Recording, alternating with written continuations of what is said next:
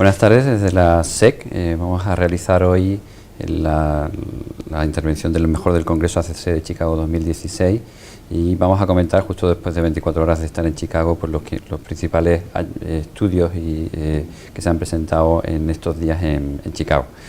Antes de empezar, me gustaría hacer primero agradecer a todos los que estáis en las casi 50 sedes que están en todo el país viendo esta presentación. Y lo primero que quiero es agradecer tanto a la Sociedad Española de Cardiología por esta iniciativa como con la colaboración de MSD, sin la cual sería imposible su realización como ocurre en los últimos años. Una parte muy importante que sabéis que tiene una parte al final de las presentaciones que intenta ser muy participativa y a través del chat, pues, por favor, intentar enviar todas las preguntas que surjan en relación a lo que se va a presentar aquí, y eso se hará a través del chat que está habilitado en la misma página de transmisión de este directo, o bien también lo podéis hacerlo si no lo estáis viéndolo en directo, pues a través del Twitter, a través del hashtag que también tenéis ahí del PostACC16. También recordaros que esta es una actividad acreditada por el Comité de Acreditación de la SEC con 1,5 créditos, y para ello podéis hacer el formulario de acreditación que está justo debajo de la pantalla de streaming que tenemos en la página del ACC, y que para eso también tenéis que acceder a ese formulario de acreditación. Tenéis que hacer un pequeño cuestionario que estará abierto hasta las 12 de esta noche. También recordaros que, como siempre, todas estas presentaciones quedan colgadas en la página web de la SEC y se pueden consultar en las próximas semanas o meses, incluso fuera de esta presentación. Y sin más, pues vamos a empezar con nuestra primera ponente, que nos va a hablar de lo mejor en riesgo cardiovascular y prevención secundaria, y lo va a hacer la doctora Paola Beltrán Troncoso, del Hospital Sant Joan d'Espí Moisès Broggi de Barcelona, y ya nos va a revisar todo lo que se ha presentado en el Congreso de Chicago en relación con este tema. Paola. Muchas gracias, Juanjo. Buenas tardes a todos. Efectivamente, me toca revisar lo más relevante en riesgo cardiovascular y prevención secundaria, y deciros que esto es un gusto porque realmente el volumen de información y novedades es importante y no tengo ninguna duda que cambiará la práctica clínica.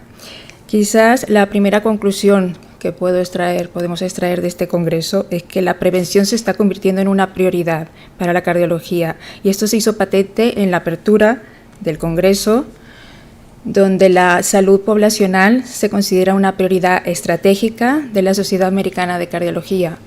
Concretamente, en esta sesión, David Nash, un especialista en salud poblacional, instó a la comunidad de cardiólogos a tener un papel cada vez más activo en la prevención primaria. Por esta razón, y entre todos hemos decidido que la mejor forma de comenzar esta revisión era con el estudio HOPE, el HOPE 3. HOPE 3 es un estudio de prevención primaria y de intervención farmacológica, en concreto antihipertensivos y polipemiantes y la combinación de ambos en una población de riesgo intermedio. El riesgo intermedio viene definido por los criterios de inclusión y son mujeres mayores de 60 años u hombres mayores de 55 años que tengan al menos otro factor de riesgo adicional, que son considerados estos 6: un índice aumentado cintura-cadera, ser fumadores activos, un bajo nivel de HDL colesterol, tener una disglicemia, una insuficiencia renal leve o una historia familiar de cardiopatía isquémica precoz. Es importante entender que en ningún momento se tomó un criterio específico de valor de LDL o tensión arterial sistólica para la inclusión, sino el riesgo. Riesgo intermedio, que sería un riesgo estimado de un 1% de eventos cardiovasculares al año.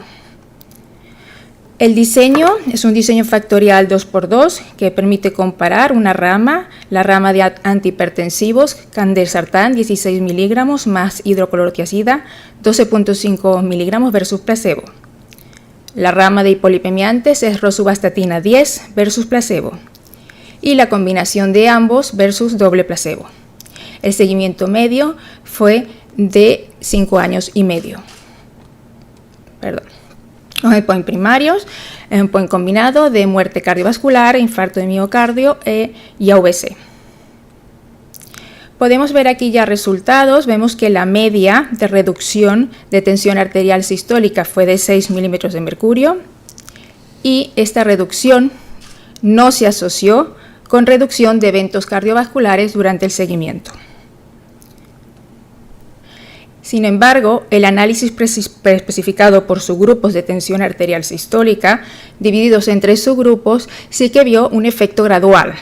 Quiero decir, aquellos pacientes que tenían una tensión sistólica más baja, por debajo de 131, mostraron una tendencia a tener un mayor número de eventos adversos.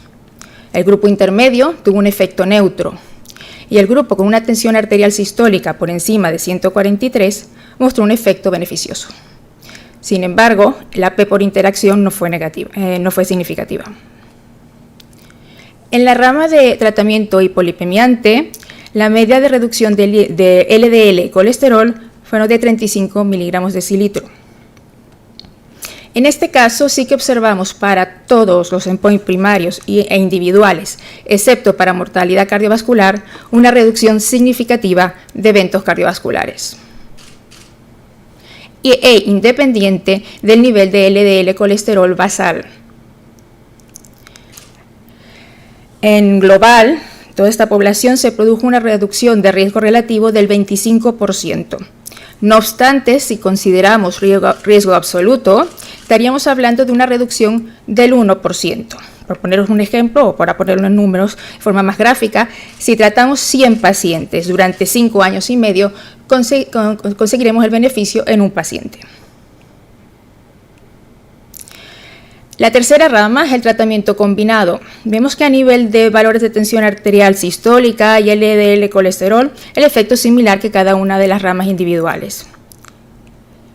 En cuanto a reducción del riesgo relativo, lo que se observa es que el tratamiento combinado no es superior al tratamiento solo con rosuvastatina, salvo en el grupo de pacientes con una hipertensión arterial sistólica alta, que se ve un efecto combinado de los dos y que incluso el tratamiento combinado podría duplicar el beneficio que se observa en el grupo total. En conclusión, el estudio HOPE-3 nos muestra que el tratamiento hipolipemiante en una población de riesgo intermedio y sin enfermedad cardiovascular reduce los eventos cardiovasculares en un 25%. El tratamiento antihipertensivo en esta población no reduce los eventos cardiovasculares y solo se observa una tendencia positiva en el grupo con tensión arterial sistólica basal más alta. El tratamiento combinado no fue superior al tratamiento solo con hipolipemiantes, salvo en este subgrupo, y ninguno de los tratamientos activos redujo la mortalidad total, al menos en este seguimiento. A partir de ahora os presentaré los estudios en prevención secundaria, comenzando por lípidos, que sin duda ha sido la estrella en prevención. En primer lugar os presentaré el estudio ACCELERATE. El estudio ACCELERATE es un estudio que busca demostrar reducción de eventos cardiovasculares con evacetrapib. Son 12.000 pacientes de alto riesgo cardiovascular que son randomizados a evacetrapib versus placebo. Como digo, son pacientes de alto riesgo cardiovascular que prácticamente todos ya están en tratamiento con estatinas y lo que se busca es una reducción del riesgo residual. Los resultados en cuanto a perfil lipídico son bastante espectaculares. Se consigue un aumento de HDL colesterol del 130%, una reducción de LDL colesterol del 37%, por haceros una idea, la media de valores sería un paciente con un HDL de 104 y un LDL de 44. No obstante, no se consigue demostrar reducción de eventos cardiovasculares. Por lo tanto, y esta es la tercera molécula de esta línea terapéutica que falla, el tratamiento con evacetrapib, a pesar de modificar en esta magnitud el perfil lipídico, no se asocia a una reducción de eventos cardiovasculares en una población de alto riesgo cardiovascular. Ahora más que nunca hay expectativas por el estudio que está en marcha con anacetrapib, el REVEAL, porque realmente nos dará la respuesta definitiva de esta línea terapéutica. Siguiente ensayo, seguimos también con lípidos, es el GAUS-3. En este caso, la población estudiada es diferente. Son pacientes que tienen intolerancia a la estatina. Y se comparan dos estrategias terapéuticas, evolocumab versus ezetimibe. Es un estudio interesante, tiene dos fases.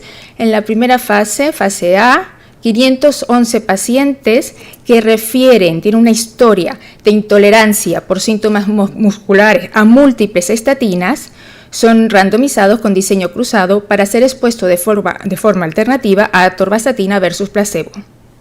Se define como verdadera intolerancia aquellos que reproducen los síntomas musculares cuando son expuestos a atorvastatina, pero no a placebo.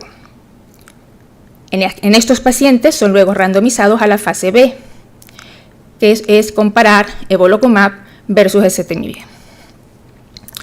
Hay un endpoint primario, que en este caso lo que se quiere cambiar es modificación de los valores de LDL, tanto entre las semanas 22 y 24, que tiene que ver con el efecto medio, y al final de la semana 24. Los resultados, vemos que en 43% de los pacientes se reprodujeron los síntomas musculares con atorvastatina, pero no con placebo, es decir, que en 43% de los pacientes tienen una verdadera intolerancia a estatinas. Hay un porcentaje de pacientes que sucede al revés, no es despreciable, es un 27%, lo que se llama efecto nocebo, la posibilidad de reproducir efectos secundarios con placebo. Y en cuanto a la reducción de LDL colesterol, se redujo un 17% con ezetimibe versus un 55% con evolocumab. Conclusión, en pacientes con intolerancia a estatinas, evolocumab comparado con ezetimibe reduce de forma significativa y mayor los niveles de LDL colesterol. Importante destacar que en esta población, insisto, de alto riesgo y con niveles basales de colesterol muy altos, mayores de 220, el objetivo terapéutico de un LDL colesterol menor de 70 solo se consigue en 30% de los casos. Por lo tanto, será interesante valorar la asociación de ambos fármacos en casos específicos. Hay un estudio que no hemos podido dejar por consenso de presentar, es un estudio genético de las mutaciones en la hipercolesterolemia familiar, su relación con el LDL colesterol y con el riesgo de enfermedad coronaria.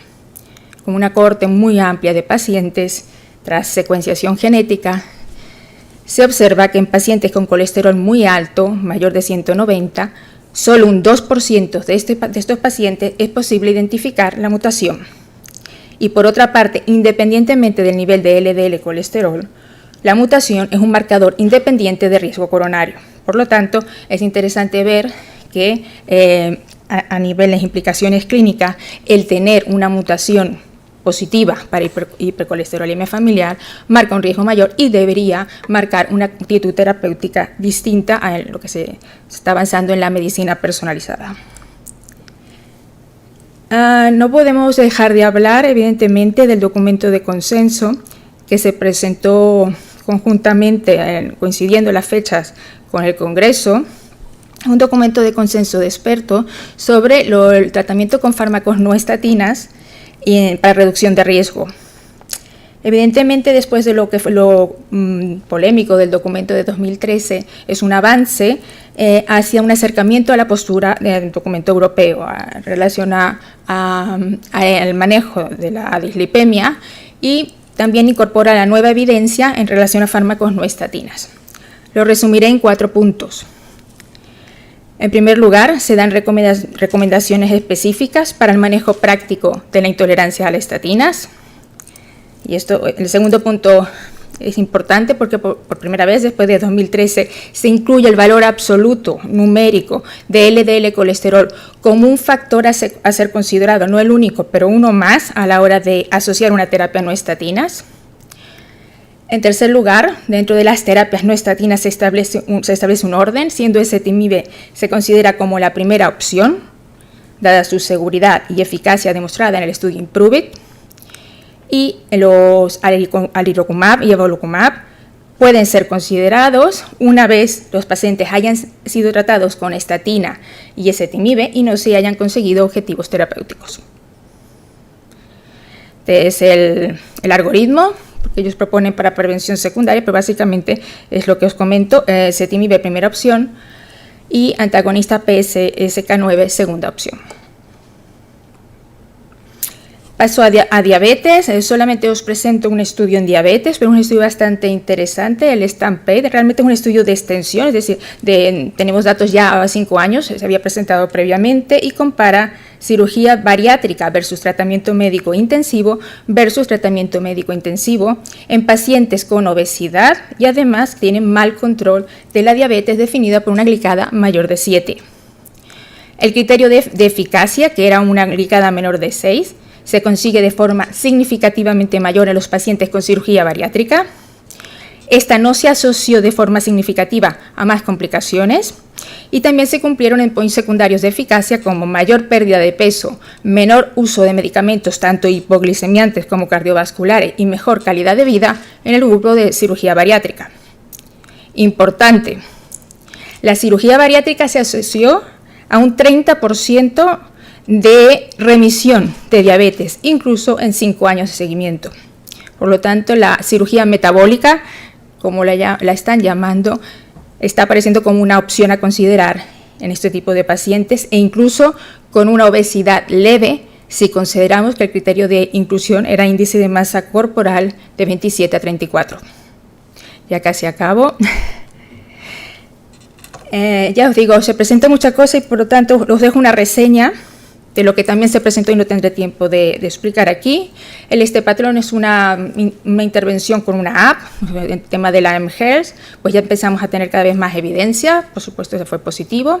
Se habló mucho de estilo de vida, se habló de dieta, con títulos más o menos divertidos, pero lo cierto es que estuvo muy presente este tema, rehabilitación cardíaca. El tema de intolerancia a la estatina estuvo presente de distintas formas, debate, hay una app, el documento de consenso, yo creo que es un tema que en los próximos años nos va a ocupar mucho. Entorno, el tema de salud poblacional, la polución y, sobre todo, y de forma importante, este documento de consenso con muchos debates sobre si es posible que este documento de consenso sea capaz de crear armonía en una tierra de discordia. Bueno, seguimos en el debate, seguimos luego. Gracias. Muchas gracias, Paola, por tu excelente revisión y tu excelente presentación y por el trabajo de intentar resumirnos, porque además ha sido uno de los temas en los que más se ha presentado en este congreso. A continuación vamos a seguir con el doctor Marcelo San Martín Fernández del Hospital Ramón y Cajal de Madrid y él nos va a resumir lo mejor en cardiopatía isquémica e intervencionismo que se ha presentado en Chicago. Marcelo. Muchas gracias, Juanjo. Quería también agradecer a la Sociedad Española de Cardiología y muy especialmente a MSD y a mis compañeros de jornadas por este tiempo de calidad aprendiendo y lo que voy a intentar hacer en los próximos 15 minutos es ofreceros algunas pinceladas de las novedades más importantes. En el terreno síndrome coronario agudo, intervencionismo coronario. El estudio DANAMI-DEFER es el primero que presento como una parte de los 3 estudios DANAMI, de los 3 DANAMIs 3. El primero, que es el PRI-Multi, está publicado ya el año pasado y no se presentó en este congreso.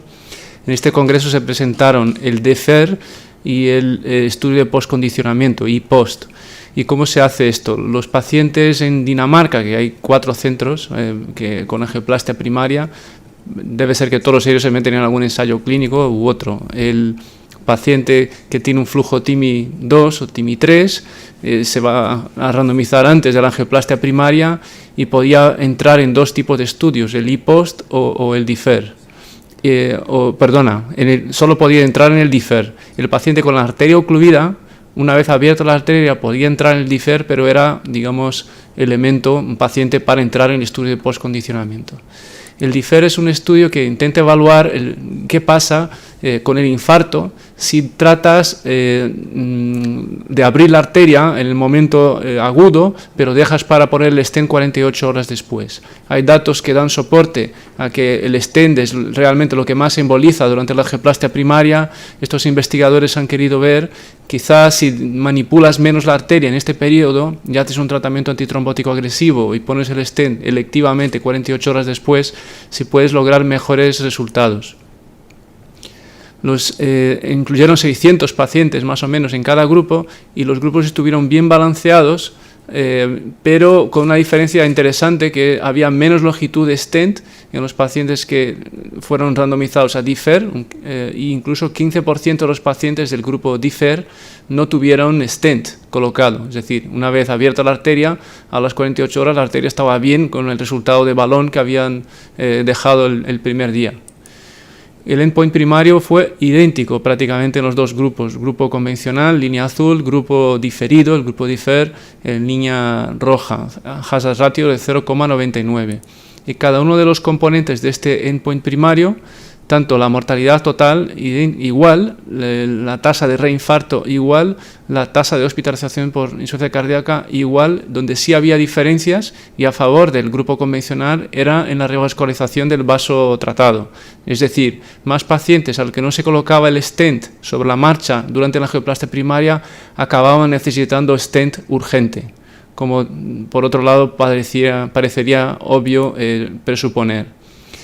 Los investigadores analizaron de una forma muy especial la fracción de eyección al año y medio de la angioplastia, y ahí sí hubo diferencia numérica y significativa a favor de retrasar el implante del stent a las 48 horas, aunque desde el punto de vista clínico es poco significativo que un grupo tenga 57% de fracción de eyección y otro tenga 60% de fracción de eyección. Y sobre todo no hubo diferencias en la tasa de reingresos por insuficiencia cardíaca entre un grupo y otro. Así que la estrategia de diferir la implantación del stent en el STEMI no reduce el riesgo de muerte, insuficiencia cardíaca o reinfarto comparado con el implante inmediato de un stent. El otro estudio, el de postcondicionamiento isquémico, está basado sobre todo en modelos animales que sugerían el inflados secuenciales de balón una vez abierta la arteria podría reducir el riesgo de lesión por reperfusión. Con lo cual, los pacientes incluidos eran randomizados al tratamiento convencional, que es desobstruir la arteria, conseguir la reperfusión y pasar al tratamiento convencional. Y en el grupo de postcondicionamiento isquémico se hacían inflados de balón de 30 segundos, seguido de un intervalo de permitir la perfusión de otros 30 segundos hasta 4 veces. Los grupos están también bien balanceados de base, y al igual que pasó con el otro ensayo, el DIFER, no hubo resultados significativos, no hubo resultados diferentes entre los 617 pacientes en la rama convencional frente a los 617 pacientes en la rama de postcondicionamiento. Ni el endpoint primario ni en cada uno de sus componentes, como la mortalidad, hospitalización por insuficiencia cardíaca, mortalidad cardiovascular, infarto de miocardio o tasa de revascularización del vaso tratado. Similar también fue una mejoría de la fracción de eyección a los 18 meses, similar al DIFER, que desde el punto de vista clínico tampoco parece que vaya a tener ninguna repercusión, una vez que los pacientes tuvieron la misma tasa de insuficiencia cardíaca de un lado y de otro. Más pacientes con función ventricular conservada o por encima del 45% a los 18 meses. Uno de los ensayos más importantes presentados en este congreso fue el Early BAMI, que analiza el efecto de administrar betabloqueante intravenoso, en este caso el metoprolol, en el tamaño del infarto. Hay pocos datos con el betabloqueante intravenoso en la era actual, en la era de reperfusión con angioplastia primaria. Este es el único, y este ensayo está basado en los resultados del estudio METOCAD, que como sabéis está hecho en España. Han participado 5 hospitales en Holanda y los 9 hospitales de Madrid y servicios de emergencias del SUMA del Código Infarto Madrid. Los criterios de inclusión eran tener un infarto de menos de 12 horas desde el inicio de los síntomas, con elevación del ST o nuevo bloqueo de rama izquierda, y se excluían los pacientes que tenían una presión arterial menos de 100 milímetros de mercurio, frecuencia cardíaca menor de 60, bloqueo AV2 tipo 2 o tipo 3, que estuvieran en insuficiencia cardíaca o en shock, pacientes con infarto previo, pacientes con marcapasos o con problemas para las técnicas invasivas que se iban a realizar. Los grupos eran metoprolol en el primer momento del contacto médico, ya cuando llegaba la ambulancia, o placebo, y la segunda dosis de metoprolol de 5 miligramos se administraba tan pronto llegaba el paciente al hospital. El endpoint primario era el tamaño del infarto medido por resonancia magnética al mes. Inicialmente el endpoint primario era la comparación de la curva de CPK y se decidió cambiar el endpoint a resonancia magnética para reducir el tamaño de la muestra y obtener datos más completos. Así pues, se incluyeron inicialmente 684 pacientes, pero casi 100 pacientes no recibieron la resonancia magnética de control porque era parte inicial ya del ensayo clínico. Fueron analizados 162 pacientes en un grupo y 160 en el otro grupo. De las características basales merece la pena destacar, por ser diferente del Metocar, que había un 18-19% de pacientes que ya venían de casa tomando el beta bloqueante y que la mitad de los pacientes eran infartos anteriores. El Metocar, si recordáis, todos los pacientes tenían infarto anterior. Los endpoints de seguridad, bradicardia, hipotensión, shock cardiogénico, no eran diferentes entre los grupos, pero sí la tasa de arritmias que requerían un choque, inferior en el grupo tratado con metoprolol. No hubo diferencias en el endpoint primario, 15% el tamaño del infarto medido por resonancia al mes en ambos grupos. Es decir, es un estudio negativo para lo que se proponía la hipótesis primaria, ¿no? Tampoco hubo diferencias en el tamaño del infarto medido por curva de CPK, y en ninguno de los subgrupos analizados se vio una pista de posibles hipótesis que pudiera generar este estudio, tanto el infarto anterior o no anterior, tratamiento más precoz o más tardío, o lo que sí tampoco hizo daño el metoprolol. La tasa de eventos cardíacos adversos fue similar, el estudio no estaba dimensionado, como es lógico, para ver estas diferencias. Y las conclusiones es que en una población de STEMI no restringida a todo tipo de infartos, el tratamiento precoz con metoprolol antes de la angioplastia primaria no se asocia a una reducción del tamaño del infarto, aunque sí reduce la tasa de arritmias malignas, arritmias que requieren choque en la fase aguda. Se presentaron también otros estudios en el terreno del síndrome coronario agudo. El Latitude TIMI 60 es un análisis de un fármaco antiinflamatorio llamado Losmapimod. Es un estudio patrocinado por Glaxo, que he dejado esta diapositiva porque es interesante, el diseño es novedoso, porque hacen un análisis inicial, exploratorio, es un estudio de fase 3, con 3.500 pacientes esperando 200 MACES, que llaman la fase A. Con los resultados de este estudio pasarían inmediatamente a la fase B sin ningún tipo de intervalo, después de un análisis intermedio de seguridad y eficacia. Este es el diseño del estudio. Tiene un tratamiento en la fase inicial tanto del non-STEMI como del STEMI, infarto sin ST o con elevación del ST. El fármaco se daba antes de la angioplastia, antes del cateterismo siempre, y controlado con placebo, un seguimiento de 12 semanas. El endpoint primario es la combinación de muerte cardiovascular, reinfarto, isquemia severa recurrente que llevara a revascularización urgente. No hubo diferencias entre los grupos. El estudio es también negativo, esto va de ensayos clínicos negativos, de ahí también se aprende, con lo cual no se continuó con la fase B del estudio. Lo que sí hubo unas curvas que se separaban a favor del Losmapimod en el STEMI. Es un fármaco que reduce la apoptosis, su papel sería antiinflamatorio y parece producir una reducción de la insuficiencia cardíaca en los pacientes con infarto con elevación del ST. Por lo que comunicaron allí en el Congreso, no hay intención de seguir evaluando esta hipótesis, o por lo menos no hay nada planeado de momento con el Losmapimod en el terreno síndrome coronario agudo. Para los que hacemos intervencionismo, siempre muy preocupados con el riñón, yo creo que es interesante reseñar estos resultados. El ensayo CARIN con un componente que sería capaz de prevenir la lesión por contraste. Se incluyeron pacientes con filtrado glomerular entre 15 y 45 mililitros por minuto, o que tuviera entre 45 y 60 más algún factor de riesgo, diferentes dosis de CMX 20-43, controlado con placebo, solo la mitad recibían prehidratación, y el endpoint primario, que era el empeoramiento de la función renal, no demostró diferencias significativas en ninguna de las dosis del fármaco versus placebo. El estudio demuestra que lo único que tenemos ahora mismo para protección del riñón en los pacientes que van a cateterismo es la hidratación. Muerte súbita extrahospitalaria. Este estudio está publicado en el New England, muy interesante por la forma de desarrollar un estudio en muerte súbita extrahospitalaria en Estados Unidos, en que se consiguen incluir casi 1000 pacientes en cada grupo de estudio.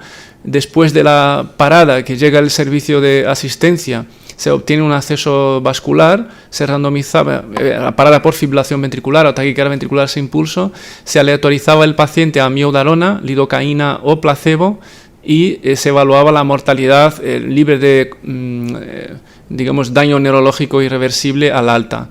Hay que decir que la amiodarona utilizada en este estudio fue una amiodarona especial con un vehículo que no produce la hipotensión, con lo cual se podía poner en bolo inmediato. El estudio, por razones de tiempo, me voy a pasar directamente a la parte final de los resultados.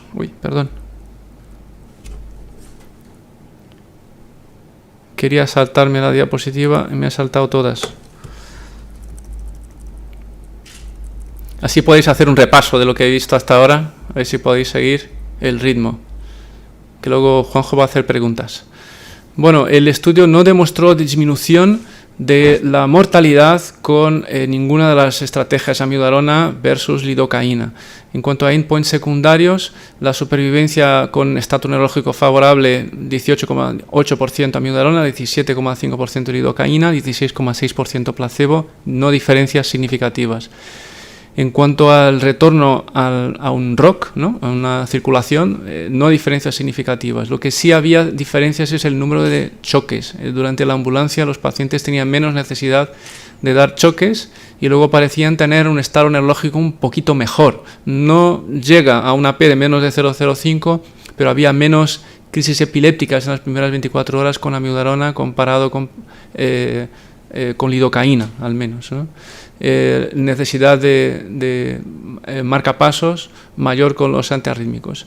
Aunque el estudio no demostró diferencias estadísticamente significativas, tanto en la discusión de la presentación de este ensayo como en el editorial de New England, se hace mención a que para una entidad con tan alta mortalidad, cualquier beneficio numérico puede ser bienvenido, o sea que por lo menos no hace daño. Pacientes que se paran en fibrilación ventricular en la calle, que necesitan varios choques, tanto la amiodarona, probablemente la amiodarona, si tuviéramos esta presentación mejor, ofrecería ventajas a no poner amiodarona en la muerte súbita causada por fibrilación ventricular o TV sin pulso. Unos 2 minutos para repasar una miríade de pósteres de noticias interesantes en el contexto del síndrome coronario agudo. Este póster me pareció relevante, es un análisis del Pegasus, que sabéis que fue un estudio que evalúa el continuar más allá de un año con el tratamiento con doble atenuación, en este caso con ticagrelor en 2 dosis. Parece que se define mejor en pacientes con infarto antiguo, no solo el infarto índice, sino otro infarto y enfermedad multivaso. Es un subgrupo que va claramente mejor con ticagrelor comparado con placebo, donde las diferencias o el net clinical benefit podría favorecer al tratamiento continuado. Una nota práctica, porque no me quería ir con todo negativo en ensayo clínico. Si por alguna razón decides cambiar de prasugrel a ticagrelor durante el curso del tratamiento, hasta ahora no sabíamos si necesitaba bolo, ticagrelor, no necesitaba bolo. Este póster presentado por el grupo de Dominique Angiolillo demuestra que no hace falta dar bolo de ticagrelor después del prasugrel. Estas son las curvas de reactividad plaquetaria, que el verde es continuar con prasugrel y las de abajo son dar ticagrelor o con bolo 180 o sin bolo 90. Baja la actividad plaquetaria y no es necesario dar la dosis de 180 miligramos, con 90 miligramos es suficiente. En todas las comunicaciones, sesiones de controversia, se habló bastante de este score. El DAPT score es un score de puntos en el que en pacientes con síndrome coronario agudo previo o stent previo, si sumas, cuanto más alta está la numeración, mayor es la probabilidad que el paciente se beneficie de continuar con la doble antiagregación más allá de 12 meses después de un stent farmacoactivo, después de un síndrome coronario agudo.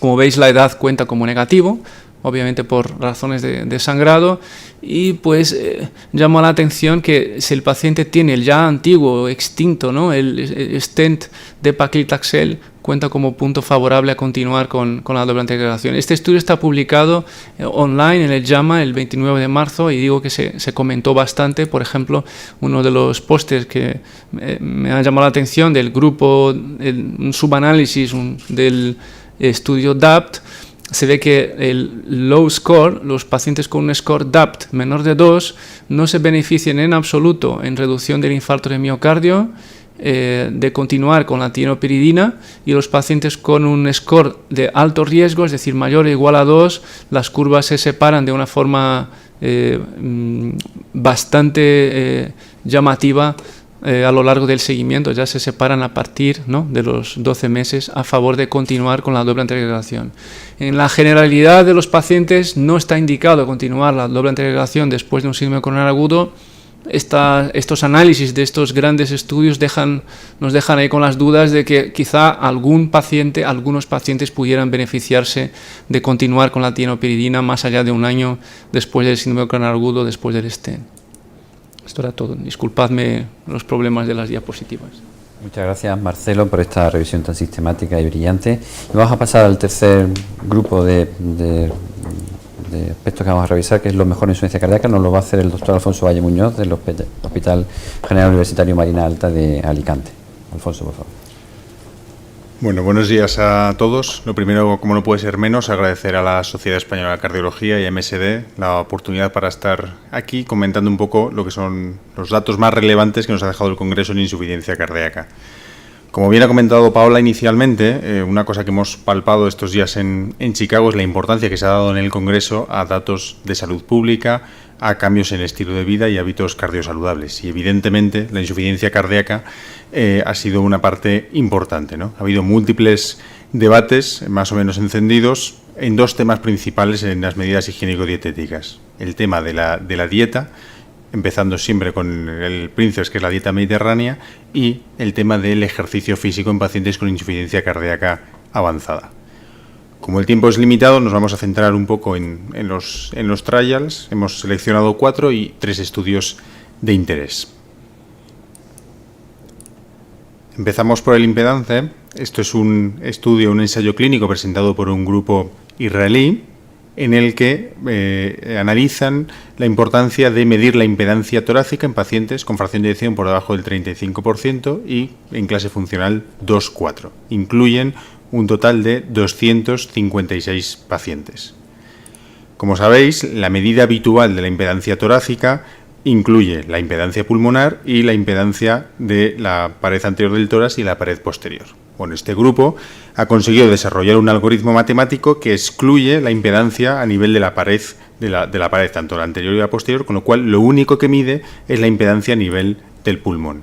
¿Esto qué es lo que les permite? Bueno, que mínimos cambios de impedancia pulmonar, este dispositivo que han desarrollado con este algoritmo matemático es sensible, con lo cual pueden actuar antes en un paciente que empieza a retener líquido antes de la fase clínica.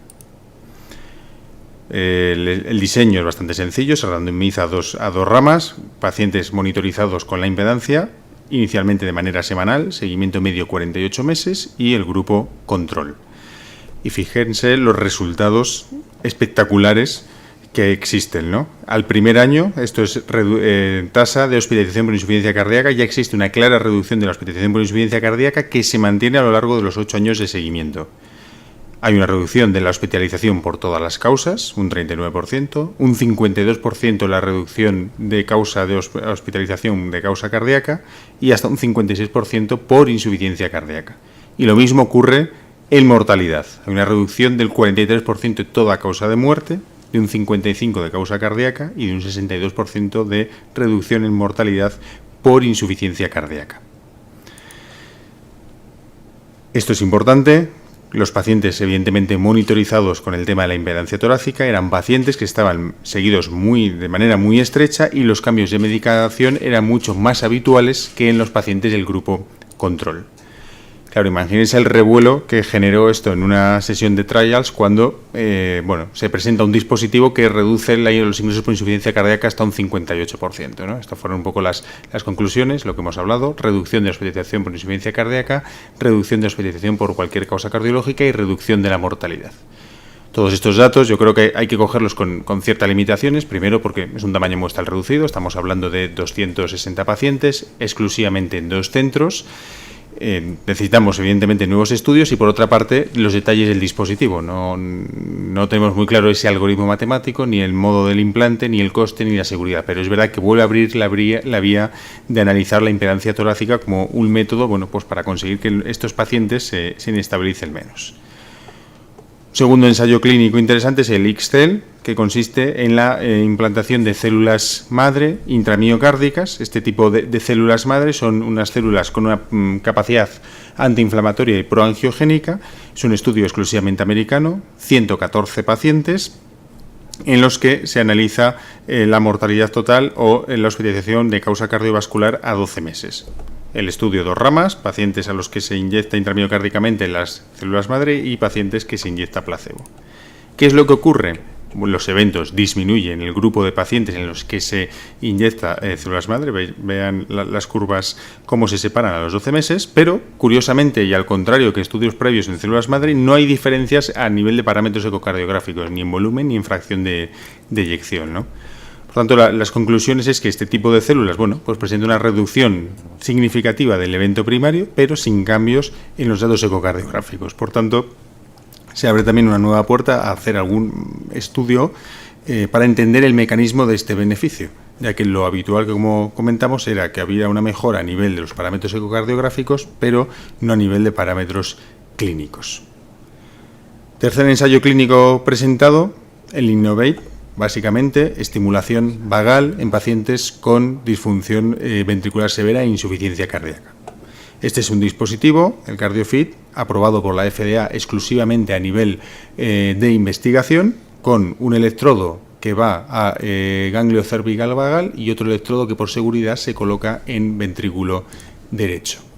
¿Qué pacientes incluyen? Pacientes sintomáticos, clase 3, con una fracción de eyección por debajo del 40% y prioritariamente en ritmo sinusal.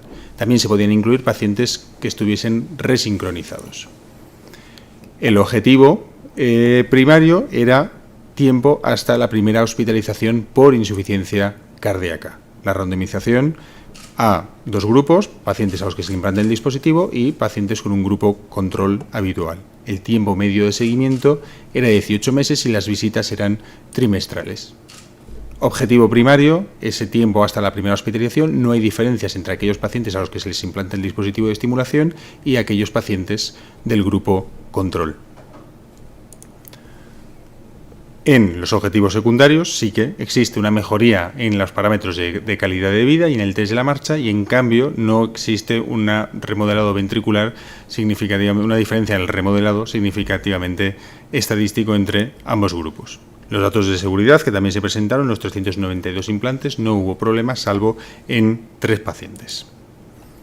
Conclusiones rápidas que podemos sacar de este estudio es que, bueno, la estimulación vagal, por lo menos con este dispositivo, parece segura, pero no reduce eventos y tampoco hay cambios a nivel ecocardiográfico. Exclusivamente, por lo menos en este estudio, mejora parámetros funcionales de calidad de vida y del test de la marcha.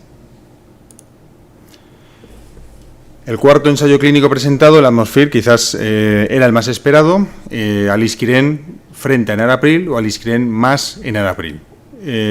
Tiene 2 grandes brazos, una hipótesis de superioridad de alisquiren añadido a enalapril versus solamente enalapril o alisquiren frente a enalapril, y una hipótesis de no inferioridad de alisquiren versus enalapril. Los criterios de inclusión: pacientes con insuficiencia cardíaca sintomática, fracción de eyección por debajo del 35%, que estén en tratamiento con IECAS, con enalapril o dosis equivalentes, y que estén en tratamiento con betabloqueantes salvo contraindicación. Pacientes con una presión arterial sistólica por encima de 95 y con un filtrado renal por encima de 35 y que no tengan hiperpotasemia. El diseño del estudio había una fase de running de 1 a 3 meses en la que a la dosis de enalapril se le añadía alisquiren y se randomizaba a 3 grupos. Enalapril 5-10, es verdad que el 89% de los pacientes de esta rama estaban tratados con dosis de 10 miligramos, la siguiente rama era alisquiren 300 miligramos y la tercera y última rama era enalapril más alisquiren, la combinación, con un seguimiento medio de 36 meses. Las características de los grupos estaban bastante balanceados, edad media de 60 años, un 20% mujeres y aproximadamente entre un 26 y un 28% en cada grupo de pacientes diabéticos. Hago un especial énfasis en el tema de los diabéticos porque a raíz de los resultados del Altitude y del Astronaut, la Agencia Europea del Medicamento obligó a pasar a los pacientes que estaban en la rama de Aliskiren, pasarle a exclusivamente tratamiento con enalapril. Y esto ha generado unas ciertas controversias que están en el New England entre la agencia reguladora y la empresa que ha desarrollado este estudio, ¿no? El objetivo primario, que era la muerte cardiovascular o el ingreso por insuficiencia cardíaca, no existía diferencia estadísticamente significativa en ninguna de las tres ramas a lo largo del seguimiento. Y en los objetivos secundarios, muerte cardiovascular u hospitalización por insuficiencia cardíaca, tampoco. Como hemos dicho inicialmente, había una hipótesis de no inferioridad y Aliskiren tampoco alcanzaba la no inferioridad comparado con enalapril. Además, un punto importante es la seguridad. Los pacientes que estaban en tratamiento con Aliskiren tenían más hipotensión sintomática, tenían más insuficiencia renal y desarrollaban más hiperpotasemia. Conclusiones. En principio, la terapia combinada de Aliskiren más enalapril no tiene ningún beneficio clínico y sí más efectos secundarios, por lo que, en principio, el doble bloqueo del sistema renina-angiotensina-aldosterona a día de hoy, o por lo menos con Aliskiren, debería estar o ser una vía muerta, ¿no? Aliskiren versus enalapril, como hemos comentado, no alcanza el criterio de no inferioridad. Otros estudios no presentados en la sesión de los trials, pero que creo que son interesantes al menos mencionarlo, es el STITCHES. El STITCHES es la fase de extensión del estudio STITCH, que como recordamos incluía pacientes con miocardiopatía dilatada isquémica y se randomizaba a dos grupos. Pacientes en los que se decidía exclusivamente tratamiento médico, del total de 1.200 pacientes se randomizaron 600 y pacientes en los que al tratamiento médico se le añadiría cirugía de revascularización coronaria.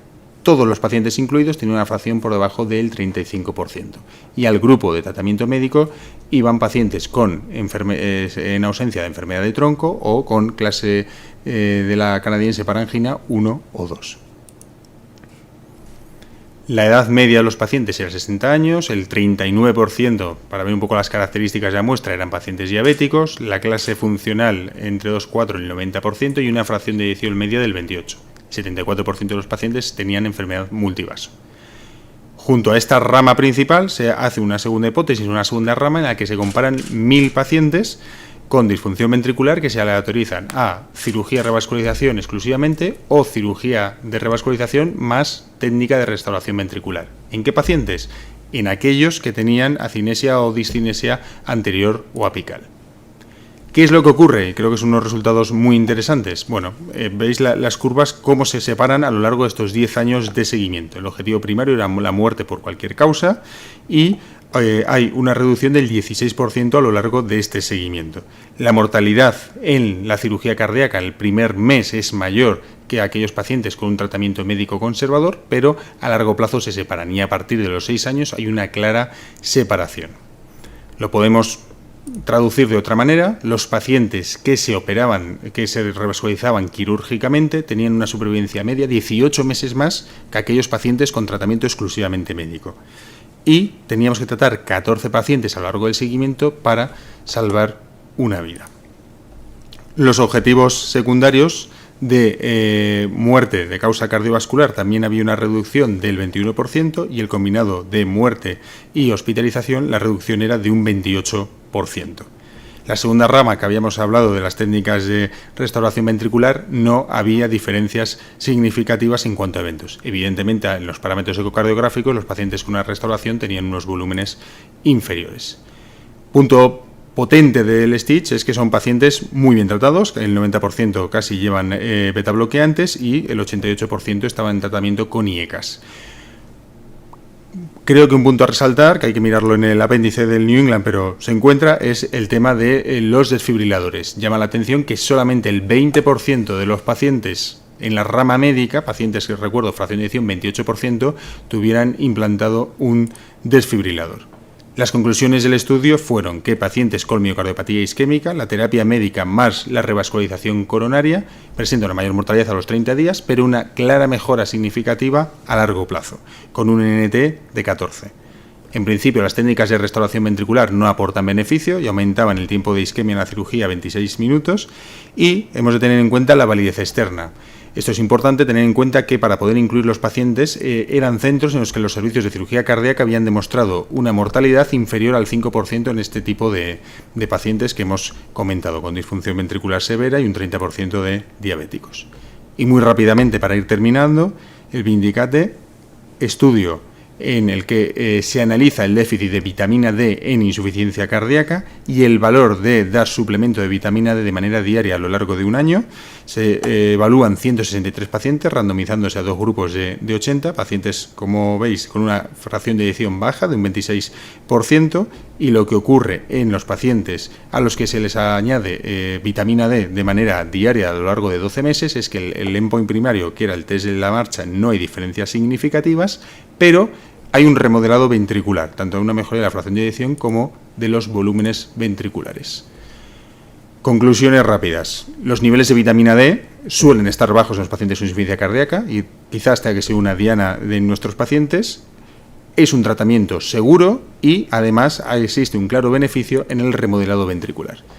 Y por último, fuera de la insuficiencia cardíaca, en el campo de imagen, el PROMISE, básicamente consiste en diferenciar los resultados en los test de isquemia en pacientes con sospecha de enfermedad coronaria según sexo, si son hombres o si son mujeres. 8.900 pacientes, 4.700 mujeres, 4.200 varones. Fíjense qué resultados más interesantes. Si es mujer, la positividad del test, si a uno se le hace un TAC coronario, la positividad de ese test era de un 7,9% en la muestra, frente a los test de isquemia habituales, que eran un 11%. En cambio, los eventos clínicos son muy similares. En la gráfica a la derecha podemos ver si el TAC, la valoración anatómica, era positiva, el paciente iba a tener eventos cercanos a un 10%, en cambio en las técnicas de estrés el valor predictivo positivo era muy inferior, era del 5% en el sexo femenino. Y en los varones es diferente. No hay diferencias en cuanto a la positividad del test o muy límites entre el TAC de coronarias y lo que es el test de estrés, y el valor predictivo positivo de ambos técnicas, tanto de la anatomía coronaria como de las técnicas de isquemia, aquí sí que no existen diferencias. Esto está publicado en un artículo en el JACC Cardiovascular Imaging y un poco el resumen es esto. En la mujer, si podemos seleccionar cualquier técnica, pues quizás un test de isquemia bueno sería la valoración anatómica, y en los varones, en principio, los resultados van a ser similares.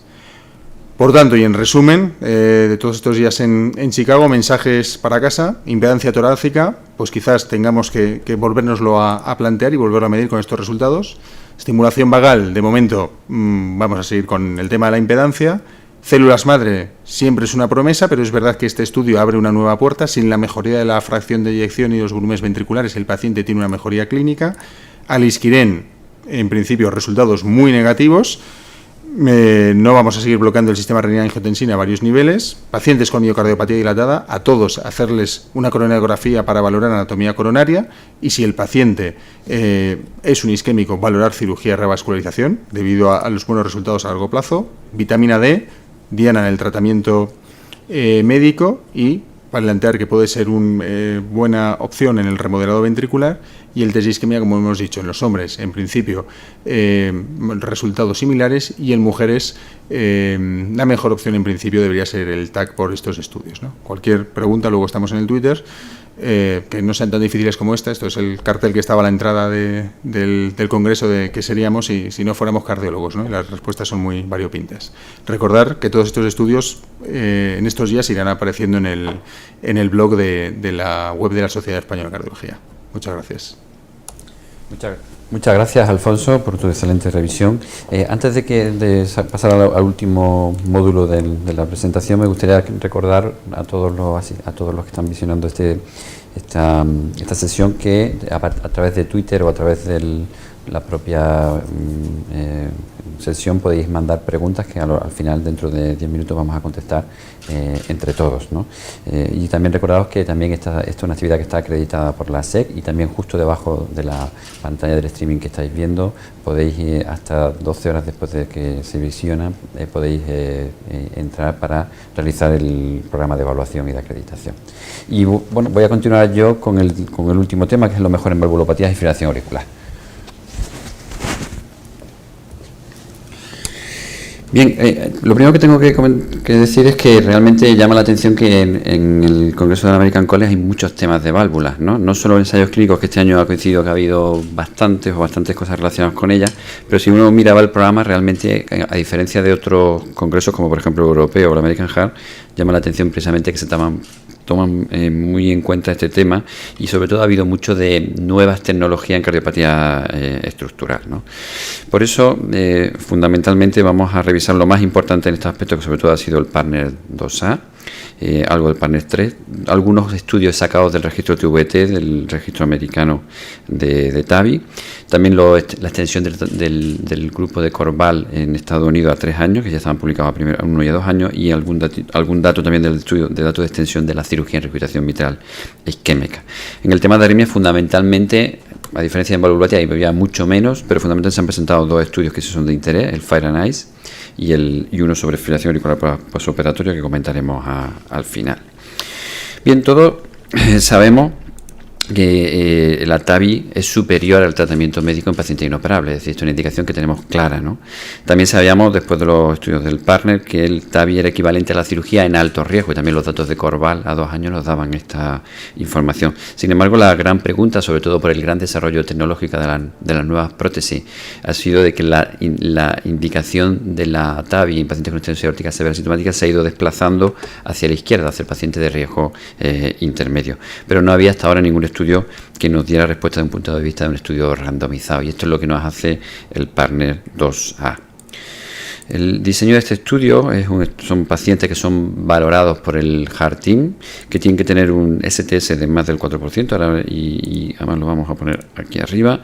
Se definió como más del 4%, aunque no estaba a un nivel superior preestablecido, se asumía más o menos que en torno al 8%, pero también se pueden incluir pacientes por debajo del 4% si tenían alguna característica de riesgo asociada que no está recogida en el STS. Estos pacientes fueron 2.000 pacientes los que se randomizaron, y se randomizaron según la evaluación del equipo del Heart Team, si podría ser para transfemoral o para transaórtico o transapical, es decir, transtorácico. Como ven, más del 70% de los pacientes fueron a transfemoral y un 30% más o menos, 482, a transtorácico, frente a la cirugía convencional. El endpoint primario era la mortalidad de cualquier causa o la presencia de una CV invalidante a 2 años, ¿no? Un aspecto interesante de este estudio es que ya utiliza una prótesis de segunda generación. Saben que, por ejemplo, en Edwards, por ser la que representa este estudio, pues tenía la SAPIEN, que es la primera que desarrollaron, la SAPIEN XT, que es una prótesis de segunda generación, que tiene más tamaño y tiene también introductores más pequeños, por tanto con menos posibles complicaciones vasculares, y también está la SAPIEN 3, que luego, como veremos, también tenemos datos a partir de ella. ¿Cuáles son las características del estudio del Partner? Pues fíjense, un poco por dar una idea general, aunque se ve que la tabla queda un poco difusa ahí. Recordar que son pacientes de más de 80 años todos, tanto en cirugía como en implante de TAVI, 81 años de media, que tienen un STS de medio de 5,8, que quizás sea un poquito alto, incluso hay alguna crítica que se ha hecho de estudios que quizás estos pacientes se pueden considerar incluso de alto riesgo, y que estaban en un caso funcional muy avanzado. Si se fijan también, en cuanto al gradiente medio, es de 44, es decir, estenosis aórtica severa, y con una fracción de eyección media del 55%. Cuando vimos el endpoint primario, que como decía era mortalidad de cualquier causa o ACV invalidante, lo que se veía es que en un estudio de no inferioridad es que la TAVI no era inferior a la cirugía en esta población de riesgo intermedio, ¿no? Y no demostró superioridad en el grupo global, es decir, la que incluía tanto la vía transfemoral como la vía transtorácica. Es interesante cuando se compara la vía transfemoral con la cirugía, es decir, ese 70 y tantos % de pacientes que fueron a prótesis percutánea. En este caso sí fue superior a la cirugía, no solo no fue inferior, sino que también fue superior en el endpoint primario de reducción de mortalidad total o ACV invalidante. Cuando comparábamos la cohorte transtorácica, la más pequeña, con la cirugía, no hubo en este caso diferencias, ¿no? Cuando se hace un análisis por subgrupo de los dos, de todo el estudio, pues que la única diferencia la encontramos precisamente en la vía transfemoral, es decir, son los pacientes en los que se puede acceder a la implantación de la prótesis por una vía femoral, en los que tenemos unos mejores resultados. Cuando se analizan los endpoints secundarios, lo interesante es que las complicaciones vasculares, como suele ocurrir en la mayoría de los estudios con TAVI frente a cirugía, son mayores en el implante de la TAVI, pero sin embargo, en cuanto a los sangrados son claramente menores en el implante de la TAVI, hay menos insuficiencia renal aguda durante los 30 días, incluso a los 2 años, y también hay menos episodios de fibrilación auricular. Llama la atención, por ejemplo, fíjense sobre todo en el dato de hemorragia, como las hemorragias que comprometen la vida pueden ser hasta el 40% o el 50% en la cirugía, frente a un 10% o un 17% a los 2 años en el partner 2. En cuanto al grado funcional, la mejoría sintomática es similar a los dos grupos, como en todos los estudios que comparan TAVI frente a cirugía, que quizás una mejoría más rápida en el grupo de TAVI, por las menos complicaciones postoperatorias. Y en cuanto a los hallazgos ecocardiográficos, es decir, la funcionalidad de la válvula, como también suele ocurrir en todos estos estudios, hay una mejor área aórtica en la TAVI, que era significativa frente a la prótesis convencional por cirugía, pero tenemos siempre el pequeño problema de pequeño o importante, y ahora vamos a hablar sobre eso, de la regurgitación perivalvular, que en el caso del partner 2 estaba en torno al 3% de insuficiencia aórtica moderada severa al mes y a los 2 años. Lo importante además es que se relacionó la mortalidad a los 2 años con la presencia de esta insuficiencia aórtica perivalvular, y como ya conocemos, la presencia de insuficiencia aórtica moderada severa perivalvular se relacionó con una mayor mortalidad a 2 años. A diferencia del partner 1, lo que no hubo diferencia, lo que no se encontró, no se relacionó con mortalidad, es que hubiera una regurgitación perivalvular leve. Esto se relacionará con una mayor mortalidad, es decir, que probablemente estamos consiguiendo que esta insuficiencia aórtica leve pues sea menos importante, ¿no? ¿Qué nos dicen las conclusiones? Pues le he dejado tal como la presentación que hizo el doctor Smith, la diapositiva de conclusiones. Es que el partner 2A demuestra que el uso de la TAVI, en este caso usando una prótesis de segunda generación, la SAPIEN XT, son similares en pacientes de riesgo intermedio con un seguimiento a 2 años. Y que cuando usamos la vía transfemoral exclusivamente, cuando lo comparamos con eso, incluso es superior en el endpoint primario de 100 reducción de mortalidad y ACV invalidante, ¿no? Además, como era de esperar, cuando utilizamos TAVI son pacientes que tienen menos insuficiencia renal aguda, menos sangrado y menos fibrilación auricular postoperatoria, pero sin embargo que tenemos más complicaciones vasculares y más regurgitaciones perivalvulares, ¿no? La situación funcional de la prótesis es buena a los 2 años, sin embargo la regurgitación periprotésica moderada severa aórtica pues se relaciona con una mayor mortalidad en el seguimiento de estos pacientes. ¿Qué pasa? ¿Qué nos queda después del partner 2? Pues probablemente vamos a seguir teniendo estudios en riesgo intermedio, porque seguramente los estudios que nos van a llegar, un poco las expectativas más bien son el SUR-TAVI y el UK-TAVI, en el cual son 2 estudios que van a comparar también pacientes con riesgo intermedio, incluso el UK-TAVI pacientes con un poquito de riesgo un poquito más bajo, y además que utiliza no solo una prótesis en exclusiva, sino algunas de las que están todas disponibles en el mercado. Claro, pero antes les presentaba que hay, digamos que el desarrollo tecnológico es imparable, y este estudio se ha hecho con el SAPIEN XT, pero ya hay una prótesis que es, más avanzada tecnológicamente que la SAPIEN 3, ¿no?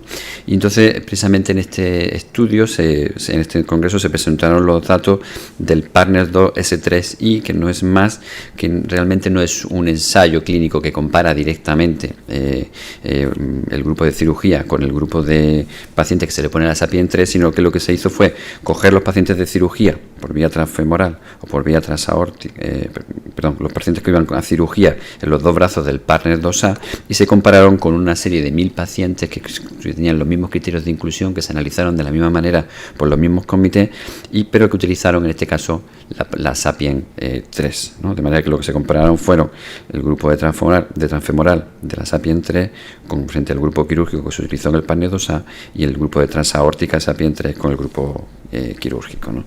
Esto es un análisis que, como lo que se hizo fue un propensity score, lo que no vio este estudio es que en principio no había diferencia en cuanto a la diferencia del endpoint primario, que en este caso incluía no solo mortalidad y ACV invalidante, sino también presencia de insuficiencia aórtica moderada severa, y un aspecto relevante es que al año la regurgitación perivalvular moderada severa fue del 1,5%, es decir, claramente menor de la que teníamos en los estudios en el Partner 2, por ejemplo, con una prótesis menor, ¿no?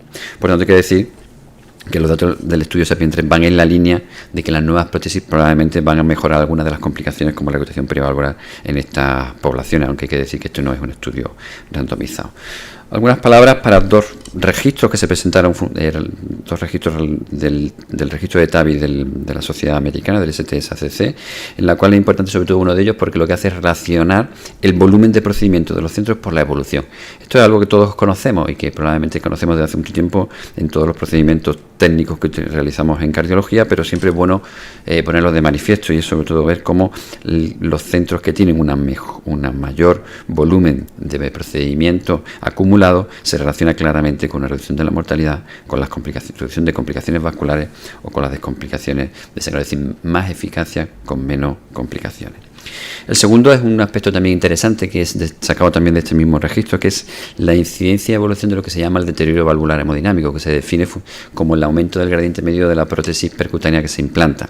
Como ustedes bien saben, en los últimos años han surgido algunas dudas, sobre todo por la aparición de trombosis en algunas prótesis percutáneas biológicas, aunque sean asintomáticas, o el deterioro precoz hemodinámico que pueda haber, y por eso son importantes este tipo de registros que nos dan información en el seguimiento de estos pacientes. Por un lado nos dice la incidencia, y en este registro se ve que la incidencia de deterioro valvular hemodinámico, es decir, ese aumento del gradiente de la prótesis, es en torno de un 2% en el primer mes y de un 2,5% en el primer año, ¿no?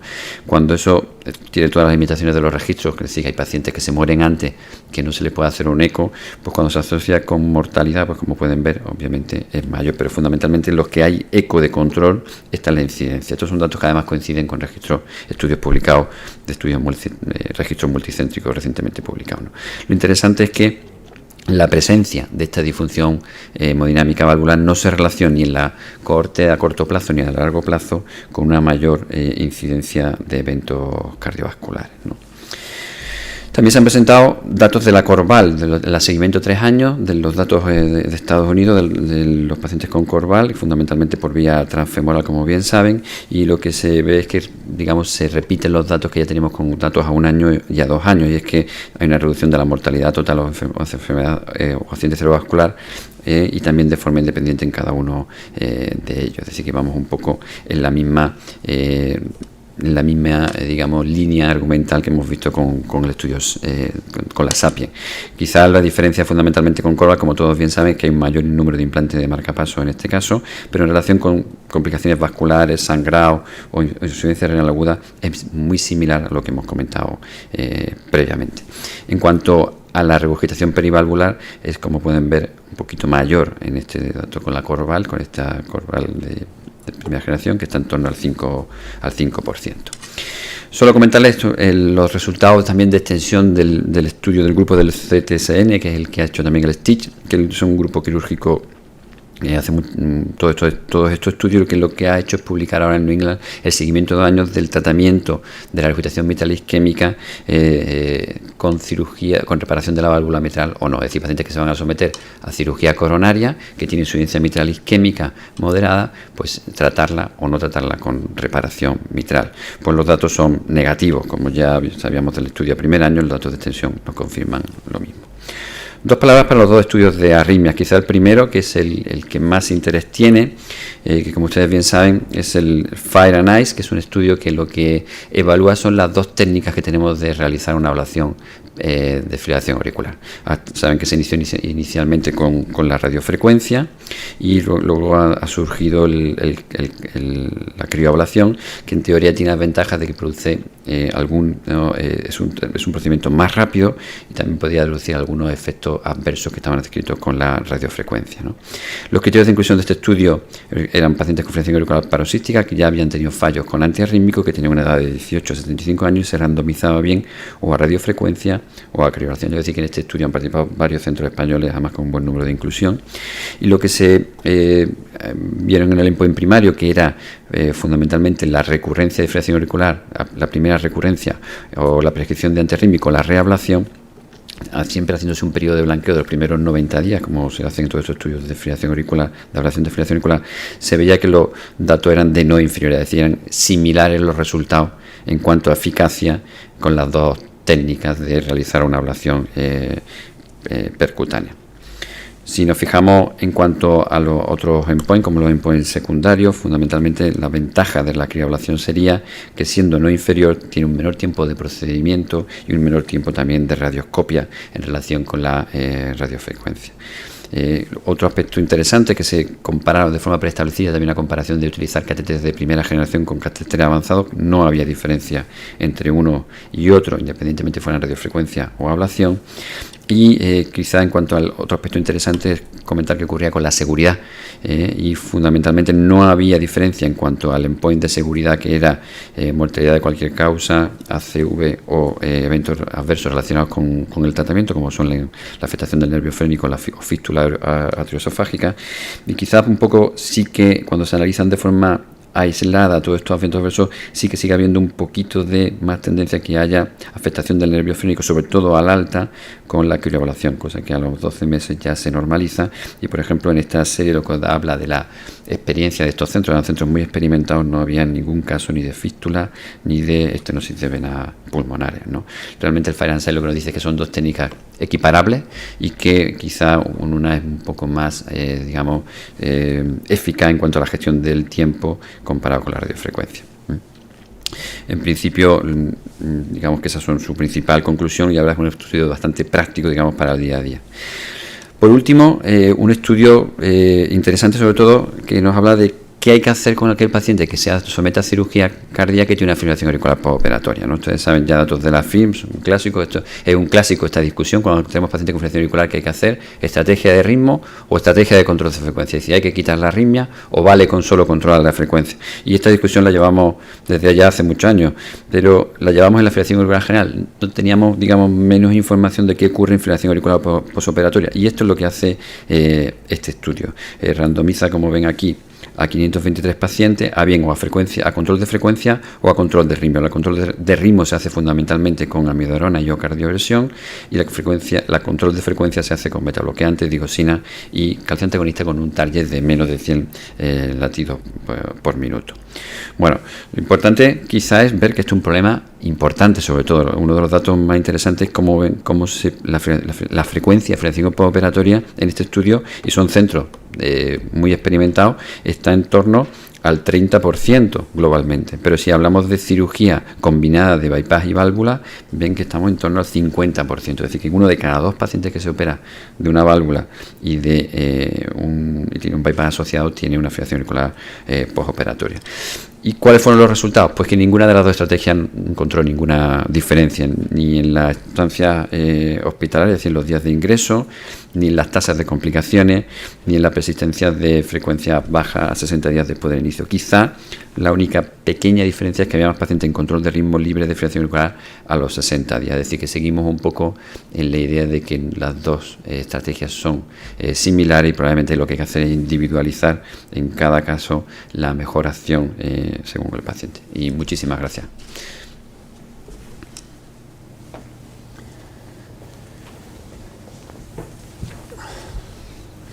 Bueno, ¿qué tal? ¿Cómo estáis? ¿Bien? Bueno, primero quiero agradecer, antes de empezar, quiero agradecer, que no se me olvide al final, a mis colegas, porque han sido revisiones excelentes. Además, me consta del trabajo que han hecho en Chicago estos días, incluso para preparar las charlas, y como podéis ver, con una brillantez excelente. Ya toca quizá la parte más interesante, que es la de hacer los comentarios, las preguntas de lo que allí hemos vivido, de cómo lo hemos percibido, de lo que hemos leído en estos días, ¿no?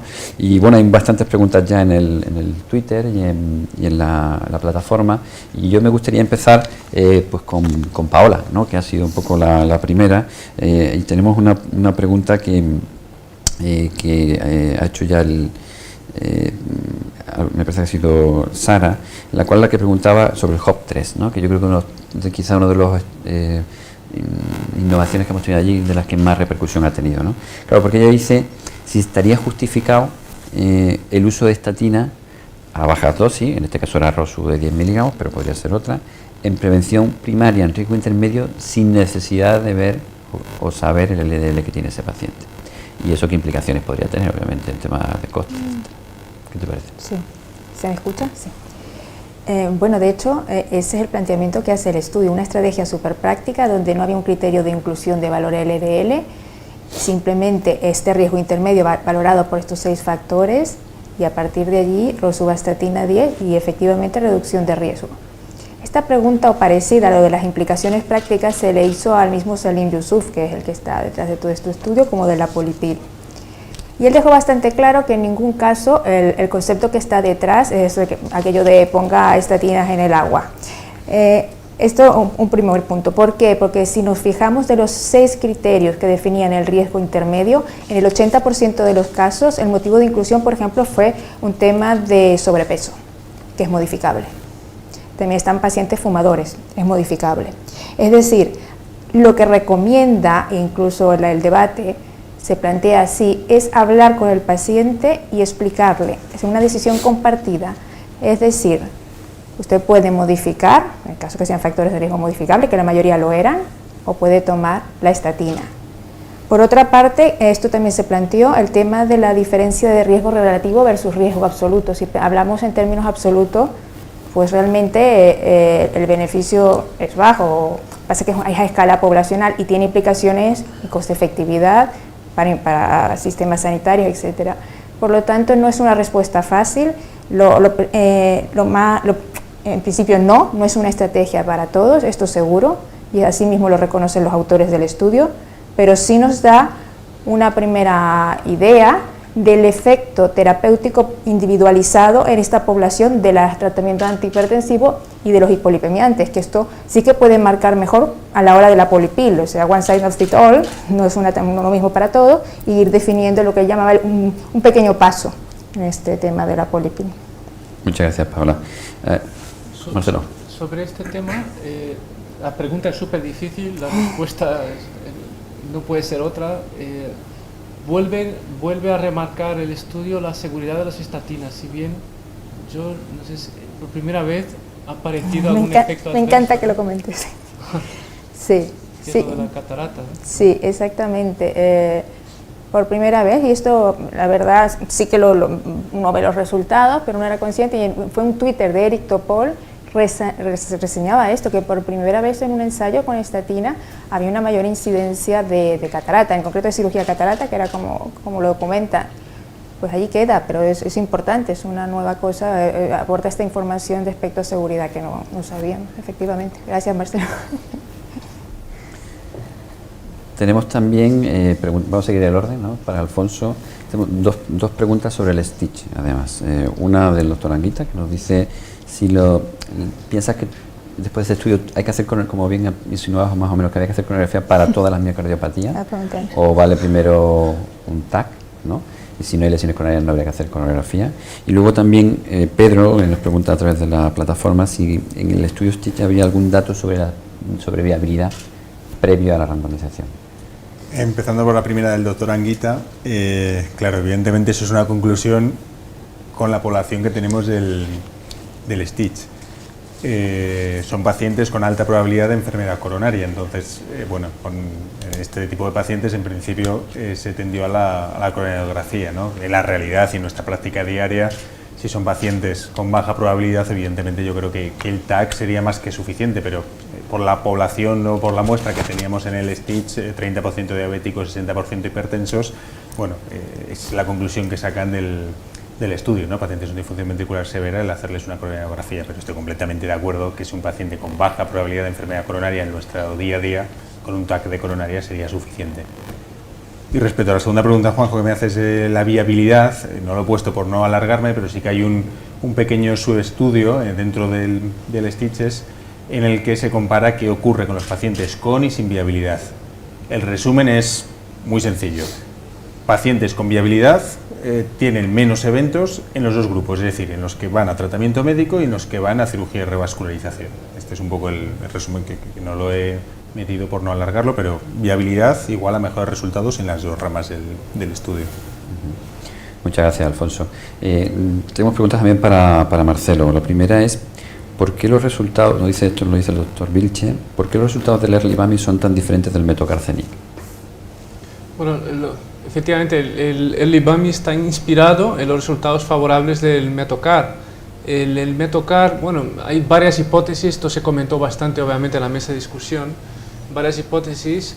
Una de ellas es que la totalidad de los infartos fueron admitidas como criterio de inclusión, daba igual infarto inferior o infarto anterior en el early BAMI, mientras que solo infartos anteriores, es decir, infartos más grandes, entraban en el Metocar. El estudio Metocar también randomizaba a pacientes con infartos más precoces, y aquí se admitían infartos de hasta 12 horas. La dosis del metoprolol utilizado en el Metocar era de 15 miligramos, mientras que en el early BAMI de 10 miligramos. Había un cierto temor a inducir, debido a los resultados del COMIT, los resultados negativos del mega ensayo del COMIT, en cuanto a tener más shock cardiogénico con el beta bloqueante intravenoso, con lo cual se fue bastante cauto a la hora de administrar el fármaco. Había un porcentaje también de pacientes, en torno a un 20%, que ya estaban beta bloqueados de entrada, con lo cual pues poner otro beta bloqueante, o sea que no aportaría muchos datos.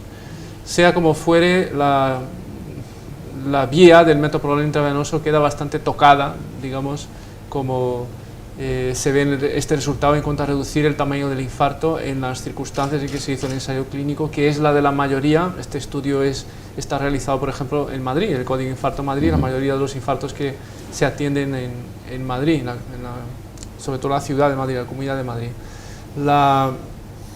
La otra reseña que quería hacer es que sigue estando en las guías de práctica clínica como clase 2A la utilización de un beta bloqueante intravenoso en paciente con infarto con elevación del STI, reacción hipertensiva, taquicárdica, y que no tengan ninguna de las contraindicaciones, especialmente el ritmo cardíaco y la frecuencia cardíaca, ¿no? El paciente taquicárdico se sigue poniendo, parece que no vamos a satanizar la utilización del beta bloqueante intravenoso, pero para reducir el tamaño del infarto no sirve. Muy bien, muchas gracias por tu excelente respuesta. Paola, nos pregunta Eva, en cuanto a en un paciente con sospecha de intolerancia a estatinas, ¿cuáles serían las recomendaciones de manejo? Sí, como os comentaba, la verdad es que este tema fue a nivel de póster, a nivel de debate y a nivel de los ensayos, el Gauss 3 en concreto. Y en el documento de consenso de los expertos publicado en el JAC y que reseñé brevemente, yo creo que se hace un acercamiento bastante práctico. Lo primero sería bajar la dosis, pero sobre todo descontinuar la terapia, obviamente, probar con el mismo fármaco, la misma estatina, una dosis más baja, pero probablemente sea necesario cambiar a una estatina que utilice una vía metabólica diferente. Siempre probar la dosis más baja recomendada, pero la dosis más baja, incluso 2 o 3 estatinas antes de hablar de intolerancia a estatinas. Con lo cual hay una app, se ha desarrollado una app para este tema y básicamente este es el esquema de manejo que recomiendan. Muy bien, muchas gracias. Alfonso, nos comentan, claro, el estudio de la impedancia nos llamó todo mucho la atención, ¿no? Es quizá el que los resultados son muy llamativos, aunque es verdad que es un estudio pequeñito, ¿no? Que nunca vimos el dispositivo, ¿no? Pero claro, hay gente que cree mucho en la impedancia, como que puede ser un buen marcador, que quizás lo que no hace falta es tener dispositivos o algoritmos. Entonces nos preguntan del doctor Valle si crees que probablemente vamos a tener que utilizar la impedancia torácica como algo rutinario en el seguimiento de nuestros pacientes con insuficiencia cardíaca, o que tenemos que esperar para que eso llegue, a implementarse de esa forma. Hombre, es verdad que la idea fisiopatológica de la impedancia torácica y de medir exclusivamente la impedancia a nivel pulmonar parece una idea brillante, es decir, si el paciente empieza a tener ligeros aumentos de impedancia pulmonar, bueno, podemos actuar en una fase preclínica de su descompensación, con lo cual, evidentemente tiene su lógica y su razonamiento. Bien, es verdad que el estudio, como bien comentas, Juanjo, pues cojea, ¿no? Es decir, cuando se terminó la presentación yo creo que todo el mundo rodeamos al ponente a ver si nos podía dar alguna información más del dispositivo, del tamaño, la seguridad, del cómo se implanta.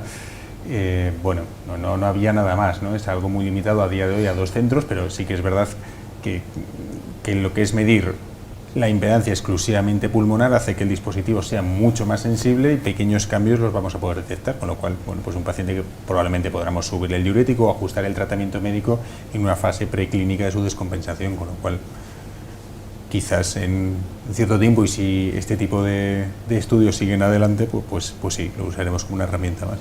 Muchas gracias. Marcelo, la última para ti, bueno, la penúltima, ¿no?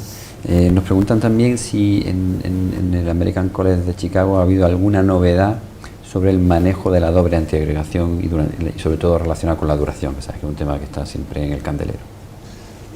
Novedad que cambie las guías de práctica clínica, no creo. Quizá lo que he comentado ha sido bastante repetido en diferentes presentaciones de abstracts, el DAPT score, como una forma objetiva de medir el riesgo de infarto frente al riesgo hemorrágico.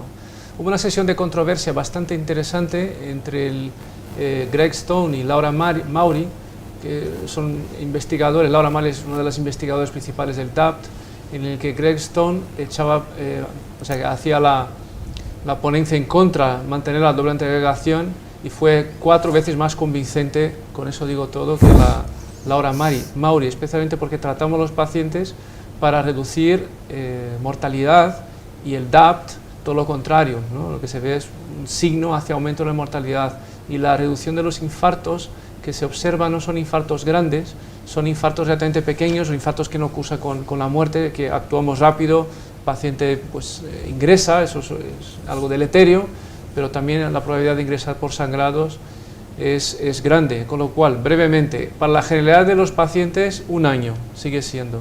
Algún paciente que ha aguantado bien este año con doble antiagregación, es decir, que no es que ha suspendido y vuelve a reiniciarlo, ¿no? Que ha aguantado bien la doble antiagregación con enfermedad multivaso, daño renal, diabéticos, parece que hay una ventaja, una superioridad, ya la ventaja neta es favorable a continuar con la doble antiagregación. Si esto va a ser novedad en las guías del futuro, es mucho aventurar, no lo sé, habría que considerar en algún paciente concreto. Muchas gracias. Yo quería hacer una pregunta porque además yo creo que desde el punto de vista clínico nos interesa a todos. Una pregunta a los tres, incluso me la hago a mí mismo, pero realmente quiero que la vosotros la hagáis primero. ¿Qué pensáis que después de este congreso puede de alguna manera cambiar nuestra práctica clínica? Es decir, vosotros que habéis visto todo y hemos discutido varias veces a lo largo del viaje todo lo que se ha presentado, ¿qué pensáis? O incluso si queréis aplicarlo a lo que mejor vosotros habéis revisado, pero en general, ¿puede de alguna manera suponer un cambio en la práctica clínica a corto o medio plazo? Paola. Sí, la verdad es que sin ninguna duda pienso que todo el tema de las terapias no estatinas, ¿a quién? ¿En base a qué? ¿Cómo definir la intolerancia a estatinas? Es clave. Este documento de consenso ya está elaborado. Nosotros, hasta donde sé, no tenemos nada igual en España en el momento actual. Se acaba de aprobar también el segundo de la línea de los PCSK9, pero creo que esto será, de lo que he revisado yo, lo más importante. Bueno, pues más que en temas de síndrome coronario agudo, ¿no? Porque parece que he sido, junto con Alfonso, el de los ensayos negativos, ¿no? A mí lo que me ha impactado más, si tuviera que elegir un punto, es el tratamiento percutáneo de las válvulas. Quizá esté arrastrando hacia mi territorio, ¿no?, del intervencionismo, pero el desarrollo de ingeniería, el desarrollo técnico en diferentes campos, incluso de la válvula mitral, formas de solucionar insuficiencia tricúspide severa, muy ingeniosas, y los resultados del Partner 2 creo que es lo que van a cambiar la medicina. Está en marcha ya, por lo menos está en la cabeza del doctor Martin Lyon, el que presentó el Partner 2, el hacer una comparación en pacientes de bajo riesgo de estenosis aórtica. Si ha salido el riesgo alto o prohibitivo, riesgo intermedio, el siguiente paso es el bajo riesgo. ¿Hacia dónde vamos? A mí me parece claro hacia dónde vamos. Es el tratamiento sin abrir el pecho de muchos de nuestros pacientes con enfermedades valvulares, en especial la estenosis aórtica. Pues un poco también, estoy de acuerdo con los dos, el tema estructural de Marcelo del Partner, prevención con el tema de las estatinas, y yo creo que la primera charla que hubo en el Congreso después de la presentación de la primera dama, Michelle Obama, ¿no? Yo creo que marca un poco la tendencia del Congreso, ¿no?, que es principalmente prevención primaria, es decir, se habló de salud pública, se habló de que los niños tienen que hacer ejercicio, de reducir el sobrepeso, ¿no? Entonces, las dos cosas que han comentado Paula y de hemodinámica también, y lo que es prevención primaria. Realmente en mi campo, que es la insuficiencia cardíaca, soy tan negativo como Marcelo, en el sentido que bueno, son todo estudios, menos lo de la impedancia, que veremos por dónde va a lo largo de estos años, ¿no? Pero principalmente esas cosas: prevención secundaria, prevención primaria y estructural. Sí, yo quizás también estoy un poco de acuerdo. Quizás el HOP creo que sí que nos va a dar motivo de debate, ¿no? Porque sí, es un estudio en prevención primaria, siempre entra en el tema de los costes, ¿no? La selección de pacientes. Yo creo que, aunque a lo mejor no sea aplicable a toda la población, obviamente, pero sí que va a tener interés sobre ese campo, trabajar sobre todo el tema de las estatinas, ¿no? No tanto de los antihipertensivos tipo diurético en este caso. Yo creo que eso sí interesa. Y luego también estoy de acuerdo con Marcelo. Yo creo que, además, que lo que más he revisado, había muchísimas cosas de estructural. Lo que pasa es que todo eran, digamos, tecnologías un poco iniciándose, pero parece que hay un boom. Y digamos que ahora estamos viendo en las TAVIs con los partners y con los estudios de Corval el desarrollo clínico, es decir, la evaluación clínica, que veremos probablemente en los próximos años con todo el tema del tratamiento de la tricúspide, con nuevos dispositivos para la mitral. Y realmente yo creo que eso sí que va a ser el nuevo camino de la cardiología, que va a avanzar sin ninguna duda. Otro apunte mínimo, que esto yo creo que también se va a destacar, es el tema de la telemedicina, los dispositivos inalámbricos de todo tipo, detección de fibrilación auricular, ritmo cardíaco, electrocardiograma, ¿no? que se podían ver y que en 2 días van a ser parte de nuestra realidad, ¿no? De hecho, Alfonso, este tema de la impedancia transtorácica, que yo creo que lo que consiguió este grupo es definir qué parámetro medir, realmente el algoritmo matemático es lo más novedoso, es parte de esta mHealth, ¿no? de que tú puedes medir la impedancia con unos parchecitos que le des al paciente, que pueda avisarte en casa de cambios de impedancia. Es algo muy deseable en el futuro, no sé, esto está pendiente, pero realmente te vuelves con estos resultados del estudio de impedancia pues algo menos escéptico de lo que éramos hasta ahora. Muy bien, pues bueno, yo no quiero terminar sin volver a agradecer a la Sociedad Española de Cardiología la posibilidad que nos ha dado de revisar este tema, este congreso, de nuevo a MSD por darnos su apoyo de nuevo para poder hacer esta reunión y comunicar a toda la sociedad cardiológica los resultados que se han presentado en Chicago. Quiero agradecer también de nuevo a mis compañeros el esfuerzo que han hecho, no solo de revisar durante el congreso un montón de charlas y mesas y después en el ordenador trabajando por las tardes, sino además luego ceñirse al tiempo, que quizás es a veces lo más complicado. En eso quiero agradecérselo a los tres. Y solo recordaros a todos los que estáis en el streaming que el formulario ya está disponible para que podáis realizar el cuestionario de las presentaciones que se han hecho, que va a estar abierto hasta las 12 de esta noche para poder hacer la acreditación de esta actividad, y que, como también sabéis, esta grabación queda colgada en la página de la SEC, con lo cual pues, se puede acceder a ella en cualquier otro momento si lo creéis conveniente. Nuestros Twitter están abiertos como siempre, igual que el de la SEC, para cualquier duda o comentario que tengáis, y que sabéis que intentaremos contestaros en cuanto podamos. Pues muchísimas gracias a todos y bueno, hasta la próxima.